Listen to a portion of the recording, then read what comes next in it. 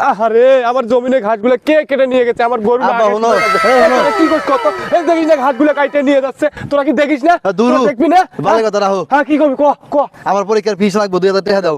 কি 2000 টাকা পরীক্ষার ফিস? আমি হ্যাঁ, বলে 2000 5 টাকা পরীক্ষার ফিস লাগছে আর তোকে বলে 2000 টাকা লাগবে। ওই কথা বাদ দাও। আচ্ছা ওদিন দাঁড়া, গেছে। আচ্ছা ঠিক আছে দাঁড়া, আমি সামজুক ফোন দিচ্ছি।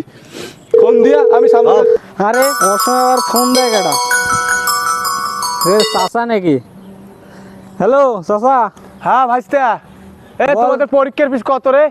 আমাকে 2200 চাচা। কি? 2200? ও আচ্ছা আচ্ছা, ঠিক আছে। দাও, চালু করে দাও। 2000 টাকা লাগবে? আরে সামসু কয় 2200 টাকা, আর তুই কি, তুই আমাকে 2000 টাকা বললি? আরে বুঝো না কি, ওরা তো দুর্বল ছাত্র, এর লেগে ওকে 2200 টাকা চায়। তুমি ফোন দিয়ে দেখো। আচ্ছা থাম, আমি এখন জসিমরে ফোন দিচ্ছি। হ্যাঁ, ফোন দাও।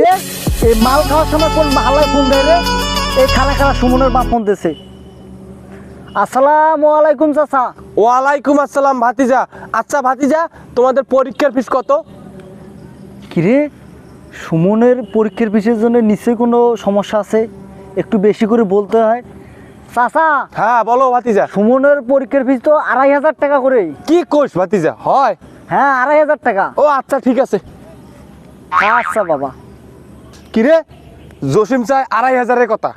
আরে বুঝো না কি, ওর বাপের বেশি টাকা, এর লেগে ওর ফিসও বেশি টাকা। তুমি আরেকজনকে ফোন দিয়ে দেখো, বিশ্বাস। আচ্ছা ঠিক আছে, আমি এখন শাহজাহানরে ফোন দিচ্ছি। ফোন দাও। দোস্ত ফোন আসছে, ফোন রিসিভ কর। সমরের বাপ ফোন দিছে আমারও। আচ্ছা কথা বলতে কি বলে?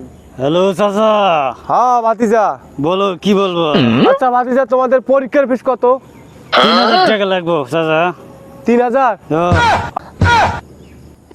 হ্যাঁ, শাহজাহান আবার 3000 টাকা কই দিছে? আরে তার মানে বুঝো কি? না কি, এইসব বিষয় না।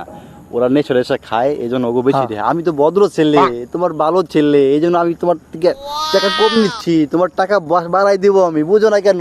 কি তাই? হ্যাঁ। আরে বাজান, তোকে তো মেলা নাটক দেখলাম।